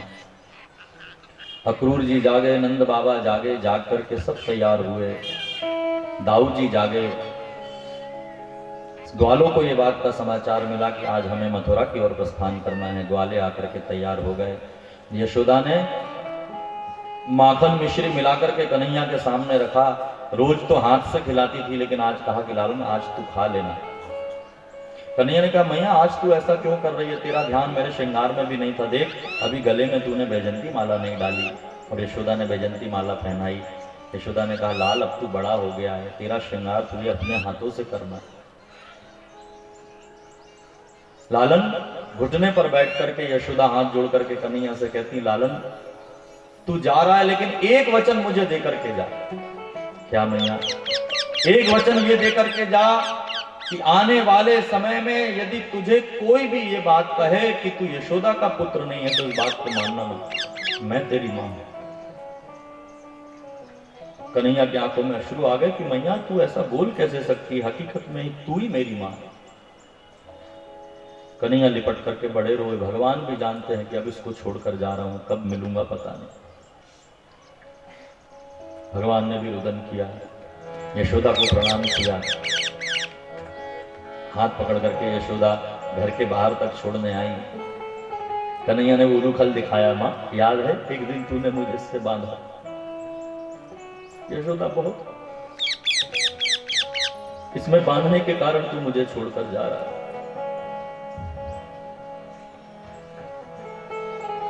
एक एक लीलाओं को याद करती हैं और मां अश्रुपात करती है। यशोदा के जीवन में कृष्ण के अलावा और है क्या? बहुत रोए दोनों। मां से मिलकर के भगवान बैठे रथ पर।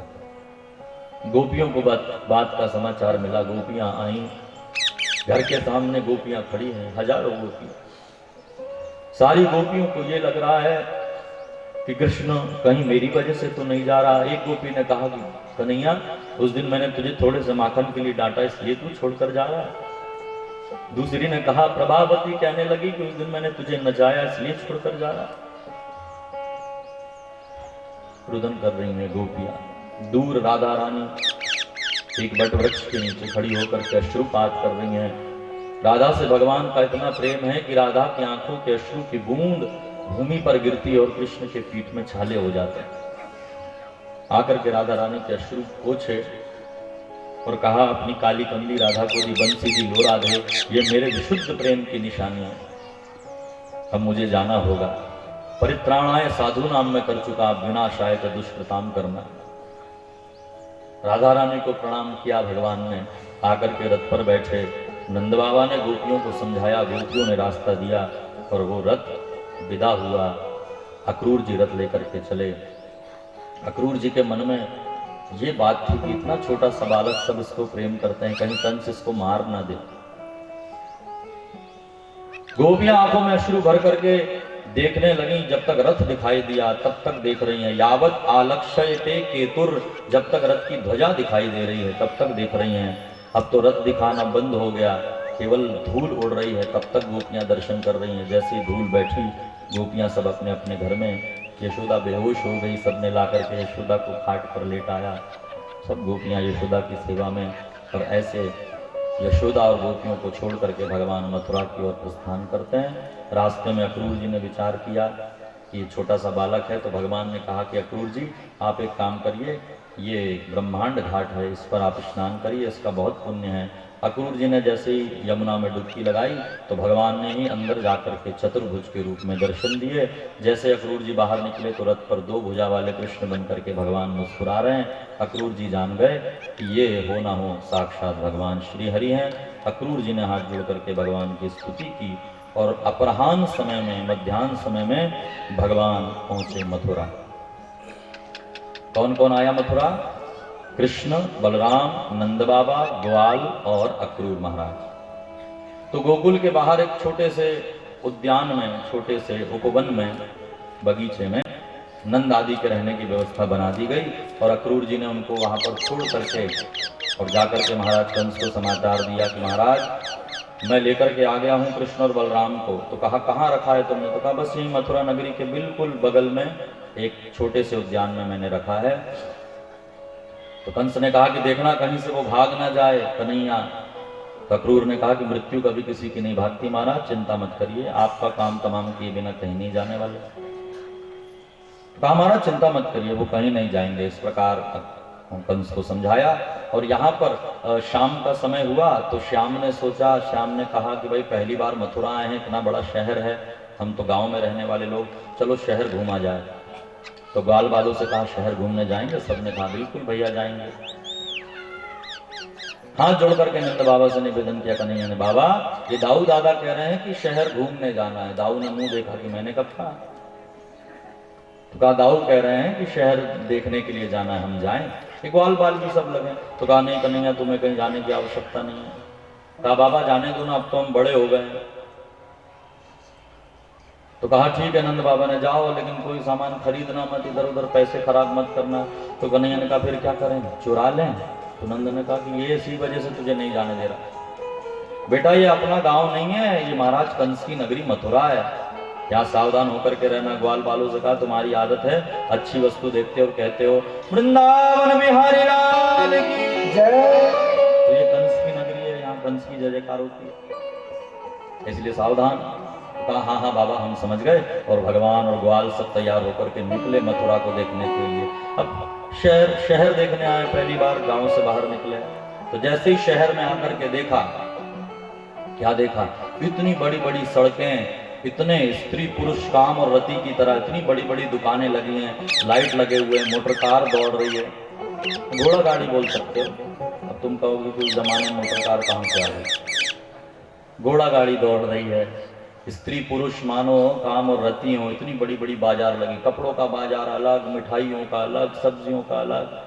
इतने सुंदर नगर को देखकर ब्रजवासियों की तो आदत थी, क्या कहने लगे, बोल वृंदावन बिहारी लाल की जय। जैसी जय जयकार हुई सारी मथुरा में भगवान के नाम की, तो मथुरा की स्त्रियां अपनी अपनी छत पर खड़ी होकर देखने लगी कि ये कौन आया जिसकी जय जयकार हो रही है। सारी मथुरा की गोपियों ने छत पर चढ़कर देखा, ओ हो ये तो वृंदावन वाली टोली आई है।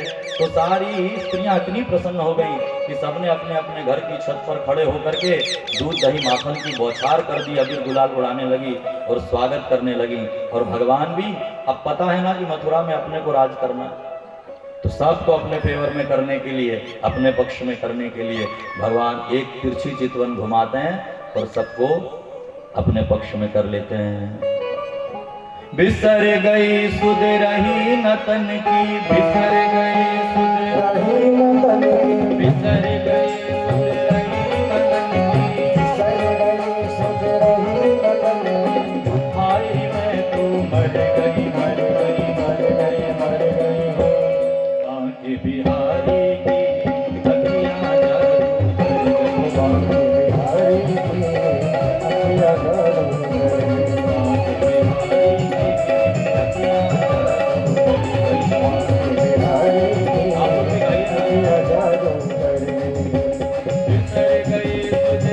बिसर गई सुध रही नतन की, बिसर गई सुध रही नतन की, बिसर गई सुध रही नतन की।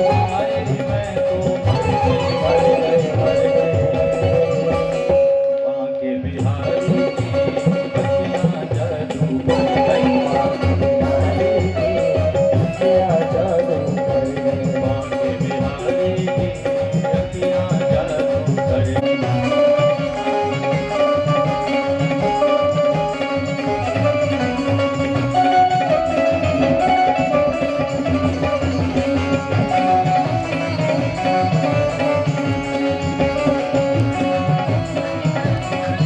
की गोपियां कहती हैं, नैना इनके रस बरसावी, नैना इनके रस बरसावी, नैना इनके रस बरसावी, नैना इनके रस बरसावी।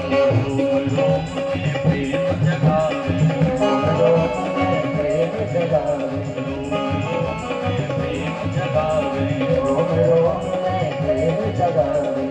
ऐसी नजरें मुझ पर डाली, ऐसी नजरें मुझ पर डाली, ऐसी नजरें मुझ पर डाली, ऐसी नजरें मुझ पर डाली। प्रेम के रस से भर गई कर गई, आंखें बिहारी की अखियां जादू कर गई, बिहारी की अखियां जादू कर गई, आंखें बिहारी की अखियां जादू कर गई, आंखें बिहारी की अखियां जादू। जाहो वृंदावन लाल की।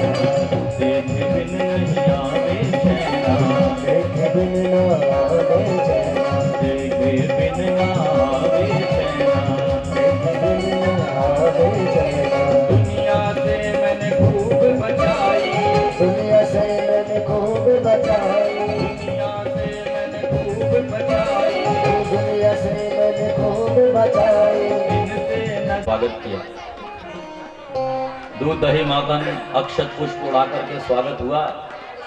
हाँ माताओं, हो गया भजन हो गया। अब शांति से कथा सुनो। स्वागत हुआ भगवान का। ग्वालों ने कहा कि लाला स्वागत तो बहुत जोरदार हुआ है, लेकिन स्वागत में एक दिक्कत हो गई कि हमारे पूरे कपड़े भीग गए, दूध दही माखन उड़ा, पूरे कपड़े खराब हो गए। तो वो कन्हैया ने कहा चिंता क्यों करते हो, अपने मामा का गांव है, कोई चिंता की बात नहीं, कंस मामा का गांव है, हमारे मामा है। कहा तो बोले कोई ना कोई व्यवस्था हो जाएगी। वो देखो सामने से हाथ में बढ़िया राजा के सुंदर वस्त्र लेकर के चला आ रहा है। भगवान ने आवाज लगाई, मामा जी। इसने पीछे पलट करके देखा, मेरी कोई बहन ही नहीं है, भांजा कहां से आ गया भाई। घूम करके देखा, कहा कौन, तो कहा हम कृष्ण। रुकिए, अच्छा तो तुम ही हो वो जिसके कारण हमारे महाराज इतने परेशान रह रहे। कहा हाँ हम ही हैं वो। कहो क्या काम है, तो कहा मामा जी ये कपड़े आप लेकर के जा रहे हैं वो हमको देंगे, देखिए हमारे पूरे कपड़े खराब हो गए। उस रजक ने ऊपर से नीचे तक देखा और कहा कि जानते हो किसके कपड़े, ये महाराज कंस के कपड़े हैं। अरे तुम गांव के देहाती लोग कभी ऐसे कपड़े देखे हैं जो पहनने की बात कर रहे हो। दाऊ ने कान में कहा कि लाला कंस मामा का बड़ा जोर है भाई। उनका धोबी भी बिल्कुल अकड़ में बात कर रहा है, लाला दिखा तो यशोदा के दूध की ताकत। कन्हैया ने कहा ये बात है दाऊ, कहा ये बात है, और उछल करके जोर का थप्पड़ मारा तो रजक का मस्तक कट गया और रजक के प्राण निकल गए। ब्रजवासी चिल्लाए, वृंदावन बिहारी लाल की जय। धोबी का प्राणांत हुआ। देखो यहाँ धोबी जो है वो कोई जातिवाचक शब्द नहीं है। धोबी यहाँ कौन है, तो भागवत पे जिनका चिंतन है वो कहते हैं ऐसा व्यक्तित्व जिसको दूसरों के कपड़े का मैल दिखाई देता है लेकिन खुद के कपड़े का दिखाई नहीं देता। दूसरों की बुराई दिखाई देती है कि तू ऐसा और खुद का तो देख। तो भगवान ने उसका उद्धार किया। बात ये थी कि पूर्व जन्म का ये वही रजक था जिसमें सीताराम जी को अलग करने का पूरा श्रेय इसको जाता था। तो भगवान ने कहा चलो भाई तुम्हें भी मुक्ति दे दें। तो उस रजक को भगवान ने मुक्त किया। रजक की हालत सब पूरे दुकान वालों ने देख ली, पूरे व्यापारियों ने देख ली कि भाई एक थप्पड़ में इसका प्राणांत कर दिया। सब लोग सावधान हो गए, सब जान गए कि अब सत्ता बदलने वाली है। तो कपड़े उठा करके फटाफट सबने पहने, लेकिन ग्वाल वालों ने कहा कि लाला कपड़े तो बहुत सुंदर हैं लेकिन अपने नाप के नहीं। घूमने के लिए निकले, पीछे कुत्ते लग जाएंगे, क्या मतलब ऐसे कपड़े, पूरी रोड साफ होते हुए जाएगी। तो कन्हैया ने कहा चिंता मत करो, अपने मामा का गांव है, वो देखो दर्जी की दुकान सामने ही है, अच्छे अच्छे कपड़े सिलते हैं, चलो पहुंचे वहां। तो सब मिलकर के आए दर्जी के पास, और दर्जी ने देख लिया था कि वो धोबी की क्या हालत हुई। तो दर्जी ने उनका स्वागत किया, माए बाप आइए आइए आइए, आपकी दुकान है सरकार। भगवान ने इशारा किया, ये कपड़े का मैं सब समझ गया, नाप के करके देना, उतारिए अभी नाप के करके देता हूँ। और दर्जी ने अपनी कैंची और मशीन ऐसी चलाई, सबके कपड़े बराबर नाप के तैयार करके देख सिल कर। भगवान ने कहा कि मामा जी क्या हो गई सिलवाई, बताइए आपको दे दें। दर्जी ने हाथ जोड़कर, माई बाप क्यों शर्मिंदा कर रहे हैं, आपकी दुकान है, अब आपसे पैसे लेंगे।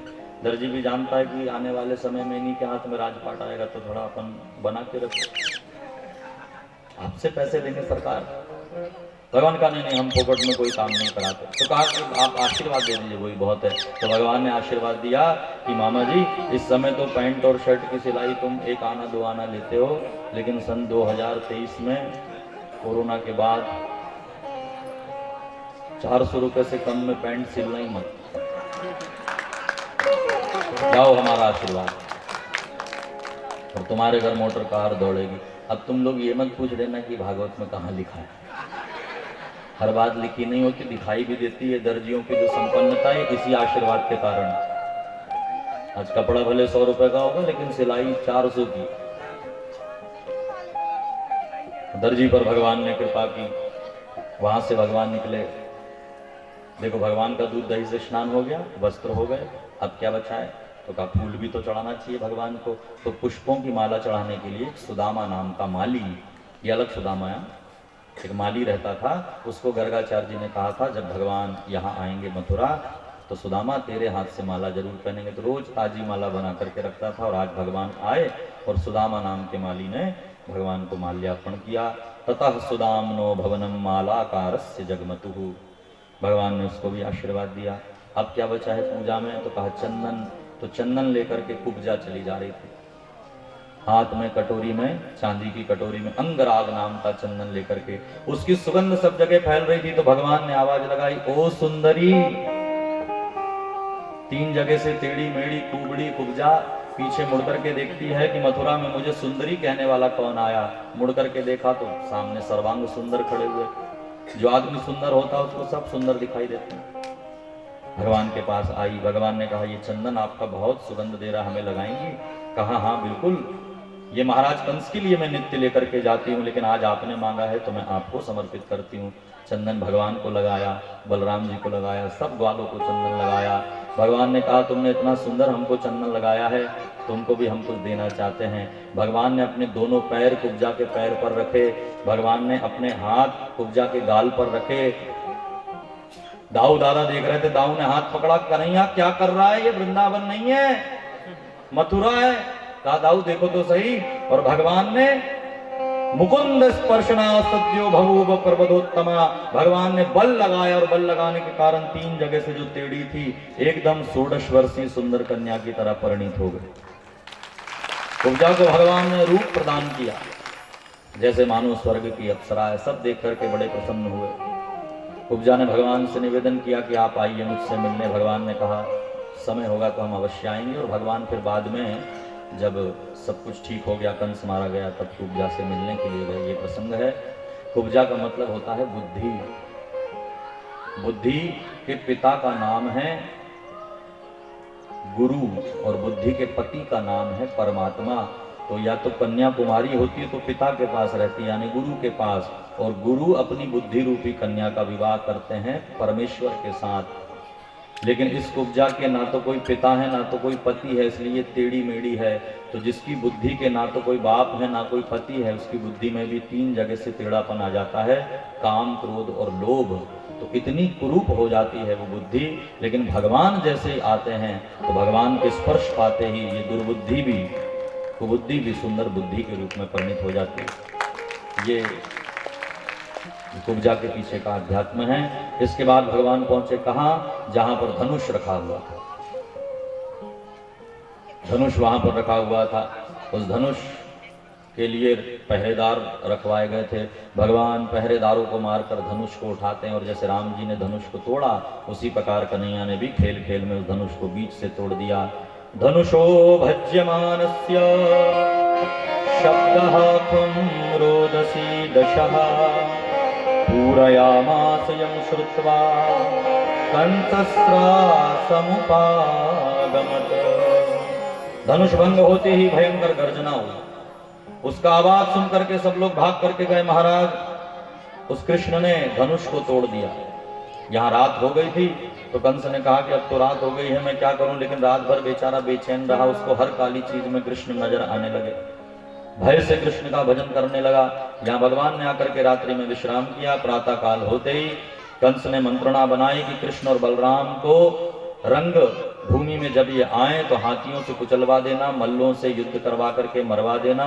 ये सब योजना करा करके कंस बैठा है। और प्रातः काल हुआ, रंग मंच सजाया गया। ऊपर मंच के ऊपर आसन लगा करके कंस और वहां पर मल्ल योग युद्ध कर रहे हैं। सारी ब्रजभूमि की जनता आसपास बैठ करके ऊपर ये दृश्य देख रही है और युद्ध चल रहा है मल्लों का।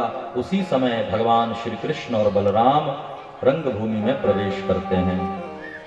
भगवान को देख करके जिन जिन लोगों ने भगवान का दर्शन किया सभी लोगों को भगवान ने अलग अलग रूप में दर्शन दिए, क्योंकि जाकी रही भावना जैसी, जाकी रही भावना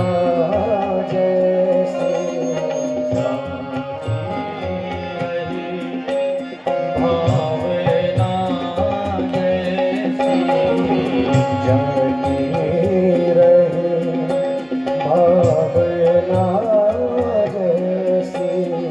प्रभु मूरत देखी तिन तैसी, प्रभु मूरत देखी तिन तैसी, प्रभु मूरत देखी तिन तैसी, प्रभु मूरत देखी तिन तैसी।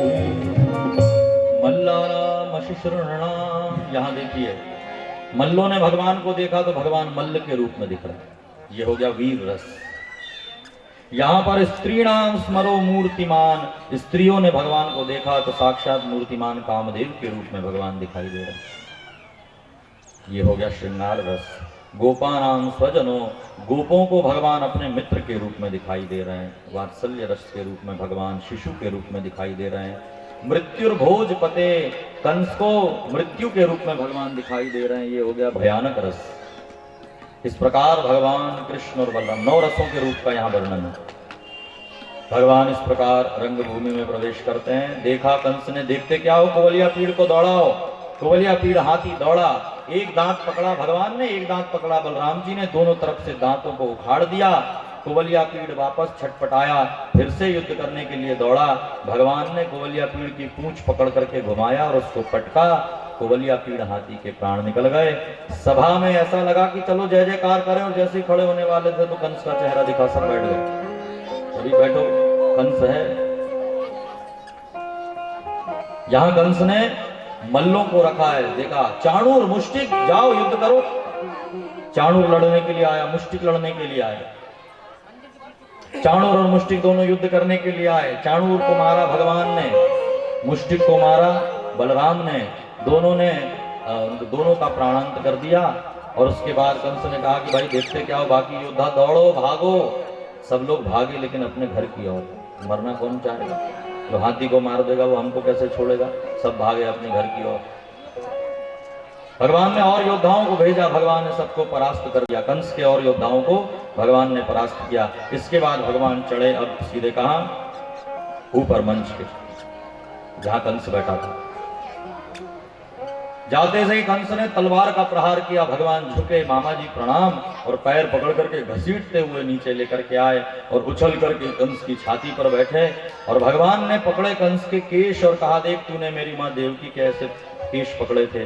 कंस, तेरे भार से ये धरती को मुक्त करने में आया हूँ। ऐसा कहकर भगवान ने एक मुष्टिका का प्रहार किया और कंस के प्राणांत हो गए।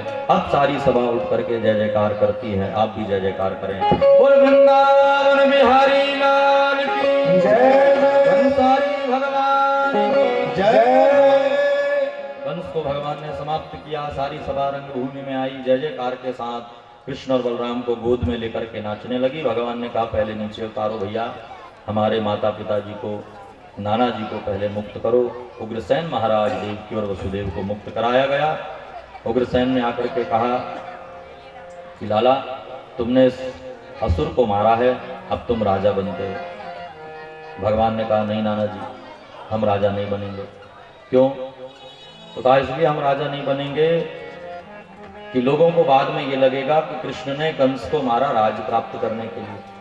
लेकिन देखो, हमने कभी किसी को राज्य प्राप्त करने के लिए नहीं मारा। यदि हमने रावण को मारा है तो राज्य दे दिया विभीषण को, हमने बाली को मारा तो राज्य दे दिया सुग्रीव को। यहाँ कंस को हमने मारा तो आपको हम राज्य देते हैं। हकीकत में आप यहाँ के राजा हैं। और उग्रसेन महाराज को राजगादी प्रदान की। उग्रसेन राजा बने, स्वयं भगवान सचिव बन करके और मथुरा का काम करने लगे। इसके बाद नंद बाबा और भगवान के जो मित्र थे वो भगवान से विदा लेकर के वापस आते। अंतिम विदाई ली, नंद बाबा के हाथ जोड़े कृष्ण ने और कहा कि बाबा, मेरी मैया का ध्यान रखना, मेरी गैया का ध्यान रखना। गैया और मेरी मैया दोनों का ध्यान, दोनों की जवाबदारी मैं आपको देता हूँ। अब मैं यहाँ से लौट कर नहीं आऊँगा, मुझे और भी काम करने। नंद और बाकी के ग्वाल वापस आए भगवान से जुदा होकर के, उनसे बिछुड़ करके। भगवान श्री कृष्ण के परम मित्र जिनका नाम है उद्धव जी। उद्धव जी महाराज बृहस्पति के बहुत परम शिष्य हैं, बृहस्पति से शिक्षा ली, तो ज्ञानी भी हैं। ज्ञानी हैं और प्रवर मंत्री हैं। उद्धव प्रवर वो मंत्री, उनसे मित्रता हुई भगवान की। और भगवान मथुरा में रहते हुए ही सांदीपनि ऋषि के आश्रम में पढ़ने के लिए गए, कृष्ण और बलराम। सांदीपनि ऋषि के आश्रम उज्जैन में दोनों भाइयों ने शिक्षा दीक्षा प्राप्त करी। सांदीपनि ऋषि के आश्रम में कितने दिन रहे भगवान? 64 दिन। 64 दिन में भगवान ने 64 विद्याएं, 64 कलाएं सीखी। विद्यालय में क्या सीखा? हमारे जैसे नहीं सीखा विद्यालय में साइन थीटा कॉस थीटा और 1 की घात 2 और 2 की घात b की घात 3, ऐसा कुछ नहीं सीखा। 64 विद्याएं भगवान ने सीखी। क्या सीखी? भोजन बनाना, फूलों से श्रृंगार करना, अपने आप का वेश बदलना, घुड़सवारी, धनुष चलाना, संगीत गाना, ये विद्याएं पहले गुरुकुल में सिखाई जाती थी। ये 64 विद्याएं भगवान ने। पुरानी चीज हो जाए तो उससे कोई नई चीज बनाना, अपने आप को गायब कर लेना, ये सब 64 विद्याओं का यहाँ दिव्य वर्णन। अहोरात्रेश चतुष्टया संयतो तावती कलाः, ये 64 कलाएं भगवान ने सीखी। तो गुरु के घर में जैसे राम जी पढ़ने गए थे, यहाँ पर श्री ठाकुर जी पढ़ने गए। गुरु गृह गए पढ़ने रघुराई, गुरु गृह गए पढ़ने रघुराई, गुरु गृह गए पढ़ने रघुराई, गुरु गृह गए पढ़ने रघुराई। जो बच्चे पढ़ाई करते हैं, जो बच्चे अभी पढ़ रहे हैं, उनको ये वाली चौपाई नित्य पढ़ाया करें। इससे बड़ा कोई टोटका नहीं हो सकता। ये तो मानस की चौपाई है। पढ़ने बैठे तो 2 मिनट के लिए 2-3 बार बोल करके फिर पढ़ाई शुरू करें। गुरु गृह पढ़ने गए रघुराई, गुरु गृह गए पढ़ने रघुराई, अल्पकाल विद्या सब आई, अल्पकाल विद्या सब आई, अल्पकाल विद्या सब आई, अल्पकाल विद्या सब आई,